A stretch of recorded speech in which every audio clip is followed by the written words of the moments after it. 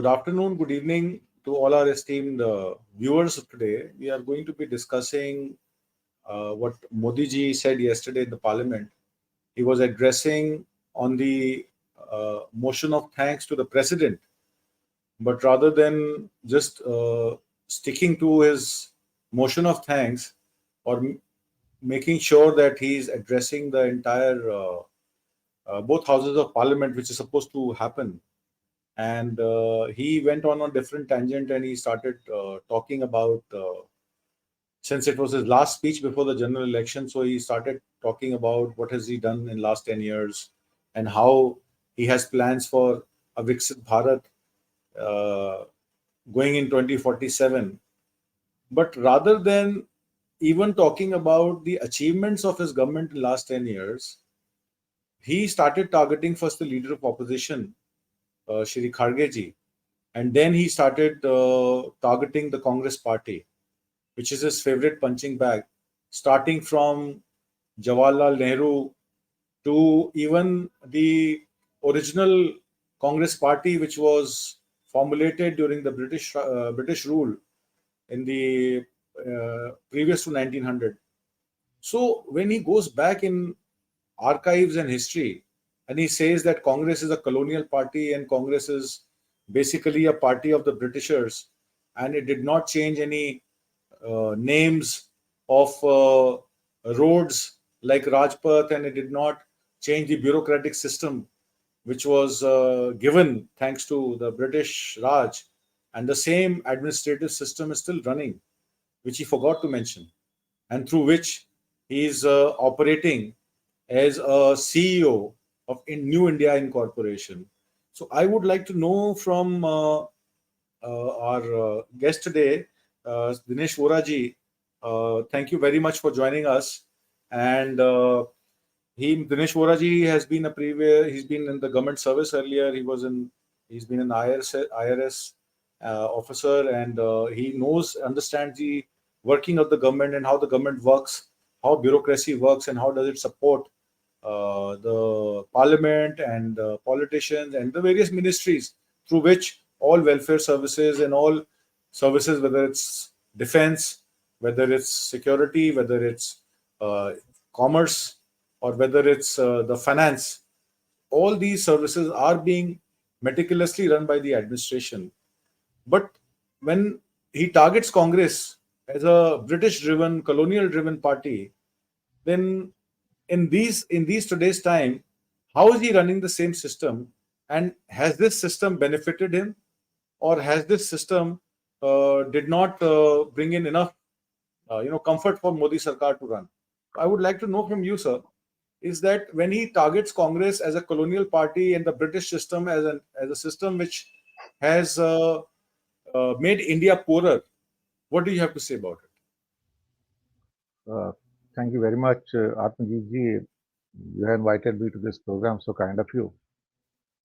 Your question is quite elaborate, and if you look at the attacks he has made on the Congress or for not acting on changing the setup of bureaucracy and a lot of other systems which we had inherited from the British regime, had he gone back to the Sher Shah Suri, then he would have known that all the systems of so-called agricultural administration had actually came from Sher Shah Suri, not anybody else.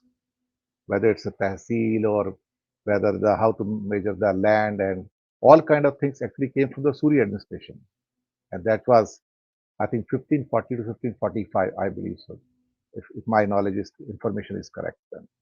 Then Mughal period came and they also followed the Sher Shah Suri system. And still it is being followed. Even British followed that one. It was Sher Shah Suri who gave us our currency, rupee. It is still going on. So why this rupee is not a mark of subjugation? Many times I have made the programs also on that one. If somebody thinks that these are so-called the signs of subjugation, then why not rupee? Rupee is not our word. It has been given by the Sher Shah Suri. If he could see something wrong with the so-called Rajpath and converted that into the Kartavya Path, because that was the legacy of the British Raj, then he should have looked at his own aircrafts and all the aircrafts of India whose registration number begins with the VT. Very few people know actually about it. I have got made many episodes on that one. That all the Indian aircrafts, irrespective whether they are civilian aircraft or so-called military aircraft or other special category aircrafts, if they are registered in India, they have got a specific number, and that begins with the VT number. Why VT? Why not some other number?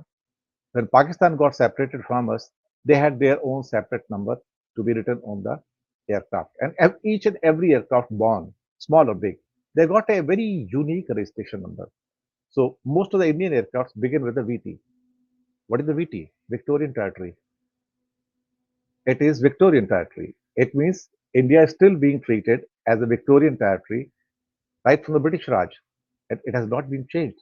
It had been brought to almost every Prime Minister's notice, but nothing has happened.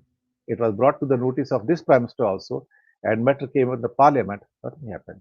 Even the aircraft which is being flown by the Prime Minister, Bharat, that also has the VT number. Even his three aircrafts, the Raj Hans and the Raj, the series of three actually are there, all with the VT numbers only. So he should be ashamed of that one also. He should have found the fault in that one. But there are certain leaderships in this world who basically harp on their own strength. And there are some people who basically harp on the weaknesses of other people. Even if the weaknesses are not there, they are being invented actually. So what Modi has been doing continuously and consistently, he had been inventing those all kind of wrongs from the Modi era. Had he compared India with the Pakistan, both were born on the same day actually, 1947, so-called Bharat. Because Bharat was never a country before 1947, and lot many people have lambasted me for that one. I said there was no country like Bharat before 1947. The first time a country originated in the South Asia with the name Bharat was in 1947, 15th August. But that's secondary. It's very easy to criticize. If you want to lambast its bureaucracy, go ahead. You want to lambast its systems, go ahead. No issues. You want to lambast so-called their honesty and integrity and commitment to the country, go ahead. But I feel if somebody is going to hit that person hard, whose name was Pandit Nehru, let him. But let this man have a first look at the cabinet, the first cabinet of this country. The first cabinet means lot many people say this was the Congress Raj. No, first 5 years of India was not a Congress Raj. It was a national government, sir. Very few people know it actually. Of course, it was headed by Pandit Nehru, but it was a national government. Ambedkar was there, Shama Prasad Mukherjee was there, and lot many other detractors, heavyweights. Sardar Patel was there, Rajkumari Amritkar was there. Then some other illustrious people, Shanmugam Chetty, Chetty or Chetty something. He was there as the finance minister. And if you have a look at the first speech of our finance minister in 1947, November, I think 26th, first budget, supplement, you can say half budget, you can say. It was only for 4 5 months. It's a historical document. Not many people have read it actually. That how the wealth of India was divided in two countries, what came to our part and what went to their part, how a system had been devised. Now we start looking at those guys who did so much for India tremendously, and maybe Sardar Patel or Rajkumari Amritkar, Maulana Abul Kalam Azad, and many more people. Then you are abusing them actually. It was their honesty who brought to India a lot of illustrious institution framework work actually. Nehru is credited with bringing the IITs, IIMs, All India Institute of Medical Sciences, first one, with the help of New Zealand. When we never had the ambassador in New Zealand, no embassy was there.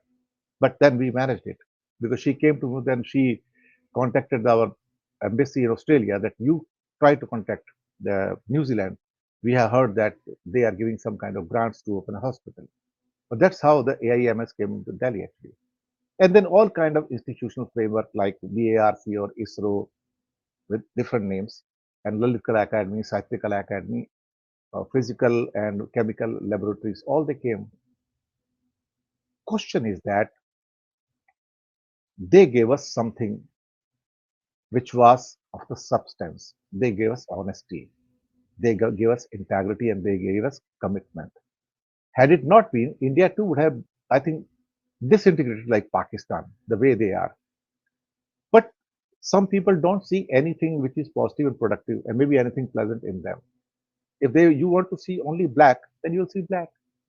In management, there is a famous principle or maybe a experimental test that a teacher, a lot of students are sitting there, and there's a colorful wall in front of that one, and he asks them just to spot the white or the spot the green color there. So it may be having tens of colors there, and then all the students then begin to spot that green color if asked for. Then other colors are there. Red is there, yellow is there, blue is there, white is there, black is there. But what they're spotting? Green. So they'll say, sir, this is green, this is green, this is green. That's that's Mr. Modi. What he's spotting. He's spotting only some dark spots. He's spotting something which is not existing. He's spotting something through which he can uplift himself. He has the inferiority complex. He's not a genius, everyone knows. He's not a literate person, everyone knows. He cannot read properly from the teleprompter, everyone knows. He cannot write properly and write a book like Discovery of India, like Mr. Nehru did.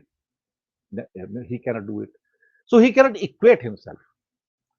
It's basically a kind of fight between knowledge and ignorance. If Nehru is a sign of knowledge and information, then Modi is a sign of ignorance. That's a problem. Now, as far as So, bureaucracy is concerned, yeah, you can finish the bureaucracy question and then I will yeah, ask. as far as bureaucracy or the system is concerned, the steel frame of India is concerned, who gave it actually? Of course, British gave it. There's no doubt. But before that, also there was a system with Mughals, a kind of system. But British brought their own system. They created that kind of transformation. And this system was not just prevalent in India, it was also there in France, it was also in Britain, it was USA, Canada, Australia, New Zealand, in many other similar type of countries which had the democracy or maybe some other system. They had this kind of bureaucracy, this setup, this hierarchy. A similar kind of hierarchy was available in the armed forces also, where you got a lieutenant, then the captain, then the major, then the colonel, then lieutenant colonel, then brigadier, then you can say major general, lieutenant general, general, and then if anything post above. Who created that one? There had been certain things which we may call not just British. They have evolved over the time period. How the system to rule or govern a country actually has developed over the time. The bureaucracy is not just in India. It is in Britain also. It is in the France also. It is in the America. As far as my experience goes, dealing with the people who are coming from various countries, maybe USA or Australia or many other nations, I had interacted with them. I had not found them very different, sir. Same kind of posts are there. Maybe designation may be slightly different. They may be, if India we have got a deputy director, they may be having assistant director or additional director or a director, something like. So the posts are same, responsibilities are same, table work is also same, and decision making process. What makes the difference sometimes only that what's your intent to do the things. Might be that in Britain or USA or Australia, people are honest while dealing with the file work, bureaucratic work. In India, people may try to find out certain loopholes to exploit that one, get corrupt, then squeeze out the money from the people's pocket. But it can happen anywhere, sir. I personally believe that India's steel frame is still pretty good. I'm telling you, because our training framework, I have gone through it. I'm a trainer for the bureaucrats, sir. I still train the civil servants. It's fantastic, sir. It is not secondary to anyone, neither to British nor to so-called Americans or Australians. And our system, I'm teaching there for 25 years. Mr. Modi was not there, sir. But people from lot of nations are coming and getting trained here, sir. People are coming from various nations as far as army schools are concerned and getting trained here, sir. Why? Because our training so-called setup is fantastic. Now infrastructure, So, previously it was poor, now it's good. But as far as the genius of teaching is concerned, Nobody can match us, sir. Even we are the So, best teachers in the world, be in the Australian universities or American universities, sir. Sir. yes. So what you're saying is that the systems established by the Britishers was reminiscent of the revenue structure and the defense structure, which was done by Sher Shah Suri and his predecessors, or maybe his successors.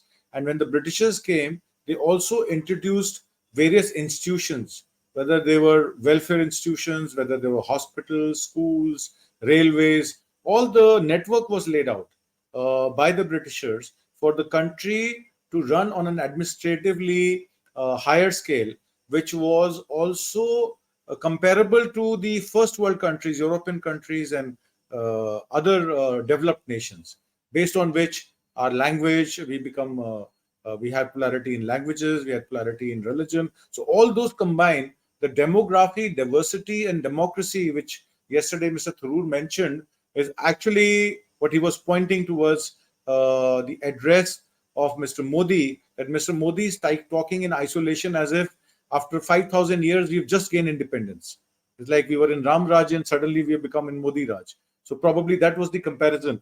However, uh, it also he also mentioned very strikingly about Ambedkar, because you just mentioned Ambedkar was in the national government, Shama Prasad Mukherjee was there, but he actually drew a comparison between discontent of between Ambedkar and Nehru, and he said because uh, Jawaharlal Nehru was not in favor of giving reservations to SC, ST, and OBCs, and Ambedkar, since wrote the constitution, and he was not in agreement with Ambedkar, and he had different policies for bringing social justice. How far is it true, and what do you think? Why did he mention it? Is it because he does not believe in reservations, or is it because he wants to put the blame on Nehru for not giving social justice when it was required? Yes, Mr. Vora. Sir, if you're wearing a specs of 2024 and trying to evaluate 1947 or 48, is it good, sir? Question is that. Now, the situation, conditions in 1947, 48, 49, 50, 50, and 52 were far too different, sir. It's a different era. How can you compare two eras? If someone compares Modi's era with, say, 2075, will it be proper, sir? We had the first full budget in 1948, sir. And the total budget, not many people know actually. Now we have got the 47.6 lakh crore budget, sir. You are economist, sir. The first budget was 330 crore, sir. 330 crore. There were no provinces even, sir. No established states were there. They never had any revenue except some small chungi and octroi, sir, anywhere. So whatever was coming to the so-called central government, it was going to states also, sir. Now say in 330 crore, when 99% of India was poor, under the poverty line, there was no electricity in any of the villages. There was no electricity in any of the cities, barring few, sir. How can you compare the two eras, sir? And then to find out some differences, so-called between Ambedkar's and Nehru on certain issues, I think it was in the spirit of the good democracy that he allowed, Nehru allowed those differences to be cropped up and talked about. Mr. Modi himself never allowed those differences to be cropped up. Whether anybody can speak in his ministry here, whether it's a Rajnath Singh or his own minister or Amit Shah, can anyone speak here? No. But Mr. Nehru allowed. Then he had differences with Sardar Patel also on certain issues, particularly as far as Operation Polo was concerned. There were differences, but then good sense prevailed, and it happened. If it is a democracy, there has to be differences, sir. Those differences must be respected. They must be heard also. They must be deliberated also.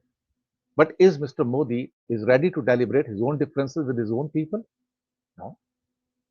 So if you want to create a mountain out of mole, like what Ambedkar said or what so-called Patel had said, or maybe Rajkumari Amrit Kaur had said once or twice, then you can make a story out of it. There is no issue absolutely. But I think it's very stupid at this time to compare the two eras. It's something like you can abuse them. But question is that, can you abuse somebody for those 300 years under British law? Can you abuse somebody for the India being under so-called Mughal rules or under Tughlaqs or Khiljis and so-called Lodhis? Who can abuse them? Whose responsibility it was? Whether Congress brought the British here, whether Congress brought the Mughals here, whether Congress brought other people here. If somebody is trying to see the ills only in the Congress and then try to enhance his own stature, I think it's one of the most absurd things I have seen, at least in this country, sir. Atmanjeet ji. Ji. Thirdly, I would like to knock my question is in two parts. One part is that he also mentioned that abrogation of Article 370, since you have a Kashmir connection, abrogation of Article 370 was done so that Forest Right Act could have been established. Prevention of Atrocity Acts on SC/ST Act was not established. So once the abrogation happened, Forest Right Acts happened, and this happened. Do you think he's really serious about Forest Right Acts and Prevention of Atrocity Acts in Kashmir, because of which he abrogated 370, or was it a political decision? A. Part B of the same is that when Ambedkar said that without reservations or without bringing people from lower down the pyramid onto the mainstream, India can never be called a true democracy, and indirect election to parliament are a hindrance for people to get social justice. How far is it true, and how Modi is now trying to become changing the dynamics of elections and making it a direct election where you are actually voting in the name of the prime ministerial candidate? It is becoming presidential form of elections. So is it that he wants to clear the anomaly what B.R. Ambedkar pointed out, or is it something else? Yes, Dinesh Voraj. You want to lambast 370, please go ahead, no issue, absolutely. Then you got 371 also, the sisters of so-called 370. That too in many states. And Yes. their provisions are as draconian as 370 it was. We don't have any right to enter those states. They are being allowed to carry out their own traditions, their own so-called belief systems, their own religious systems, in their marriages, in their legacy, in their death, in their inheritance, and no act of parliament can prevail. This is the word in 371. No act of parliament can prevail.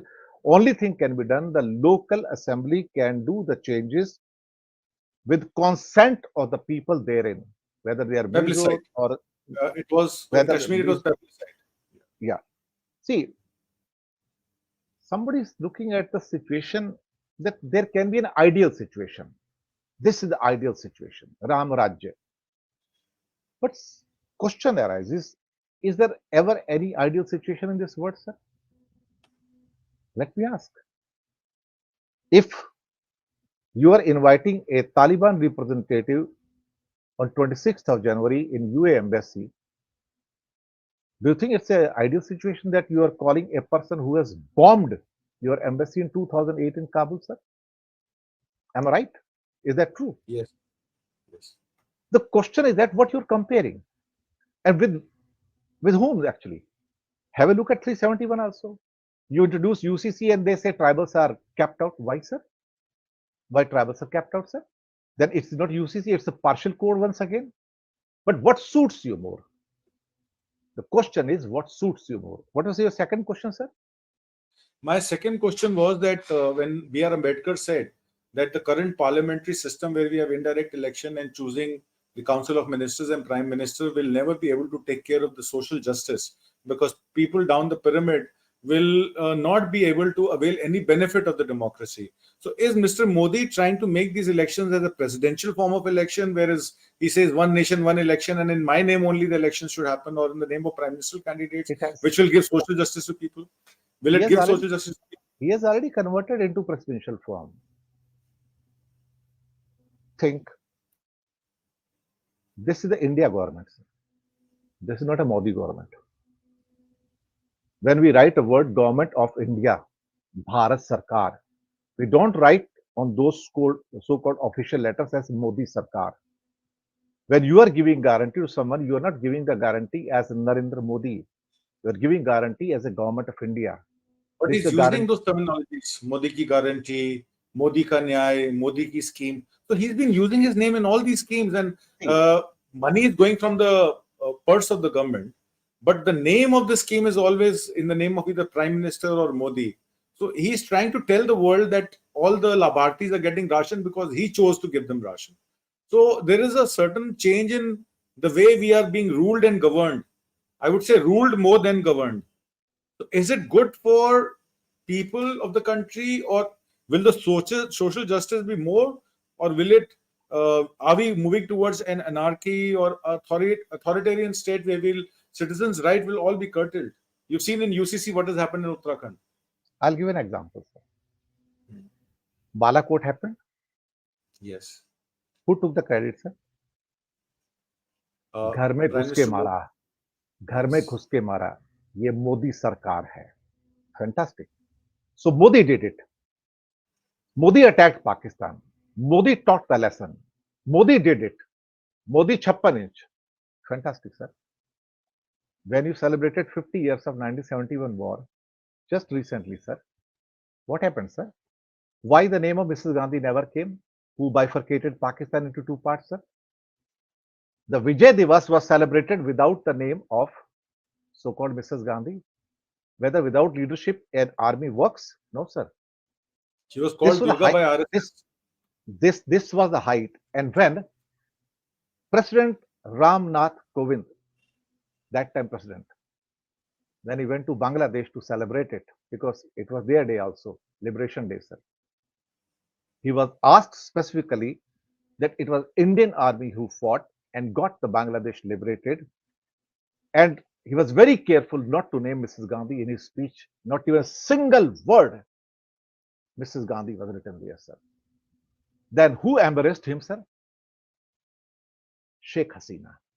She said, no army can win without its leadership. And it was the brave leadership, Mrs. Indira Gandhi, who brought the downfall, or rather curtains of the Pakistan, and gave us the liberty, brought us the liberty. We will always be indebted to Mrs. Indira Gandhi for creating a separate nation for us. And that was, Kovind was just looking here and there. He was embarrassed to have these words because his master, he had said not to use Mrs. Gandhi word. This is here, this is the spot where you can have the difference between the two theories. Presidential form, only me. Take my name. If I do it, I do it. If they have done it, they have not done it. Modi's second point of inferiority complex or trying to impose himself basically emerges from the fact that he doesn't have a single achievement to his name. Single achievement. Mrs. Gandhi had 3 or 4 major achievements in her name. One, bank nationalization. Two, annexation of Sikkim. Good or bad, but it was there. Three, Pokhran explosion. Four, 1971 war. These are the 4 major achievements. If you look at the history, then what Modi has achieved, sir, what he did something. Nobody will remember him that economy has become stronger in his time. Had it been, then how come his GDP growth is 5.8 for 10 years and Manmohan Singh had got 6.8% in his 10 years. So that's how he's trying to now basically attack Manmohan Singh also and demolish his image. This man is suffering from the inferiority complex. This man has got so much inside, a kind of, you can say, a kind of rebellious attitude that I want to prove myself and other people that I'm the superior most person on this earth. It's not so. It's not so. Everyone thinks in that way that he's a Sikandar, but he's not so. I think Mr. Modi is suffering from some kind of syndrome. Let me use mild word. He's suffering from the superiority syndrome that everything else before was inferior, was not working. It was a mismanagement. They made the mess in this country, and I'm the only person who's trying to resurrect it from the ashes. What you can Ji. say Uh, about this syndrome? yes. Yes. Dinesh Voraji, to sum up what you've just said and what I can gather from our talk is that democracy survives only when the power is in the hands of people and not just in one person's hand who is willing to destroy all the institutions, whether it's bureaucracy, administration, legislation, parliament, or maybe the courts, and also independent media. Since he's attacking all these institutions of the democracy, he doesn't like democracy. he rather forgets that he's a product of a democracy where, with free and fair elections, he's been made the prime minister of this country. But he has sworn not to have free and fair elections, so that he doesn't want to get down from the chair, and he wants to, be at the top till the time he's alive. I feel that is his psychology, because of which he talks like this and demonetizes the entire opposition. You've seen in December 146 MPs were thrown out of the new parliament, and all the new legislations, whether they were IPC, CRPC, Telegraph Act, telecommunication, all those bills were passed without even conversation or a debate. And I was talking to a few MPs yesterday, and they said even the standing committees, none of the bills which are referred to the standing committees are formed, but no discussions happen, no meetings are called. So from the viewpoint of legislation also, these legislations are very haphazard. When they get implemented, generally the public suffers in the end. And this is what the paradox is right now. I don't know how free and fair would be the 2024 election, but one thing is for sure: if there is no opposition, there will be no democracy. And we have to have a constructive opposition to make sure that the government of the day is checked, is kept in check, and is working for the welfare of the people. Thank you so much for giving me time, and we will probably discuss this again, because it's a wide subject. I just touched two topics today, and maybe we will discuss more in the coming weeks. Thank you so much, Dinesh Voraji. Thank you. Namaskar.